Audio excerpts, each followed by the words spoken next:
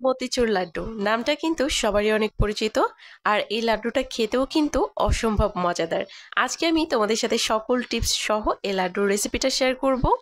কিভাবে লাড্ডুতে খুব সুন্দর কালার আনতে পারবে আর কিভাবে লাড্ডুটা একদম পারফেক্টভাবে বানিয়ে নিতে পারবে, সকল টিপস সহই কিন্তু রেসিপিটা শেয়ার করছি। সো কথা না বাড়িয়ে মেন রেসিপিতে চলে যাচ্ছি। প্রথমেই একটা বলে আমি নিয়ে নিচ্ছি হাফ কাপ পরিমাণ বেসন। মাত্র হাফ কাপ বেসন দিয়ে আজকে আমি লাড্ডুটা বানিয়ে দেখাচ্ছি। 1 চিমটি পরিমাণ লবণ দিয়ে খুব ভালোভাবে মিশিয়ে নিলাম। তারপর এখানে আমি দিয়ে দিলাম জল। এখানে নর্মাল টেম্পারেচারের জল দিয়েছি। আর জলের পরিমাণটা কিন্তু একটু বুঝে দিতে হবে। ব্যাটারটা কিন্তু একদম ঘনও করা যাবে না, আবার একদম পাতলাও করা যাবে না। এখন এই বেসনটাকে ভেজে নিতে হবে।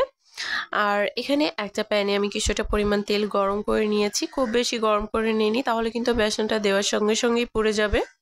সামান্য একটু গরম করেই আমি কিন্তু এখানে বেসনের গোলাটা দিয়ে দিচ্ছি। আর কয়েকটা ভাগে ভাগে দিচ্ছি। খুব ভালোভাবে কিন্তু এটাকে ভেজে নিতে হবে। এখানে কিন্তু আমি বেশ অনেকটা পরিমাণ তেলের মধ্যেই বেসনটাকে ভেজে নিচ্ছি। তবে চাইলে কিন্তু এখানে অল্প তেলেও বেসনটাকে ভেজে নেওয়া যাবে। সেই ক্ষেত্রে চুলার আঁচটা একদম লোতে রেখে একটু সময় নিয়ে বেসনটাকে ভাজতে হবে। বেসনটা যেন খুব ভালোভাবে ভাজা হয়, কোনো কাঁচা গন্ধ যেন না থাকে। আর আজকে আমি লাড্ডুর মধ্যে দিব কাজু বাদাম, এর জন্য কিন্তু আমি তেলের মধ্যে একসাথে কাজু বাদামটাকেও দিয়ে দিলাম। এখানে আমি মাত্র কয়েকটাই দিয়েছি কাজু বাদাম। বাদামের পরিমাণটা কিন্তু তোমরা চাইলে বাড়িয়েও দিতে পারো। বাদামটাকে আমি হালকা করে একটু ফ্রাই করে নিয়েছি। আর বেসনের গোলাটাকেও কিন্তু আমি খুব ভালোভাবে ফ্রাই করে নিয়েছি। এখানে ভেতরেও কিন্তু কাঁচা থাকবে না, ভেতরে কাঁচা থাকলে কিন্তু বেসনের একটা কাঁচা গন্ধ করবে। অবশ্যই এদিকটা লক্ষ্য রাখতে হবে, একটু সময় নিয়ে এটাকে ফ্রাই করে নিতে হবে। আর আজকে আমি করেছি বেসন দিয়ে, এটাকে কিন্তু শুধু ছোলার ডাল দিয়েও করা যায়। সেক্ষেত্রে ডালটাকে সারা রাতের জন্য ভিজিয়ে রাখতে হবে। তারপর ব্লেন্ড করে সামান্য একটু লবণ দিয়ে ভেজে নিতে হবে। তারপরে প্রসেসটা কিন্তু সেমই থাকবে। এখন খুব ভালোভাবে এটাকে ঠান্ডা করে ছিঁড়ে নিয়েছি। তারপর একটা ছোট্ট ব্লেন্ডারে জারে এটাকে দিয়ে দিচ্ছি। আর ভালোভাবে ব্লেন্ড করে নিতে হবে। যাদের হাতের কাছে ব্লেন্ডার নেই তারা কিন্তু বেসনের গোলাটাকে ভাজার সময় ছিদ্রযুক্ত যে চামচগুলো থাকে অথবা গ্রেটারের যে চিকন অংশটা থাকে সেই অংশে দিয়েও কিন্তু বেসনের গোলাটাকে তেলের মধ্যে ছাড়তে পারো।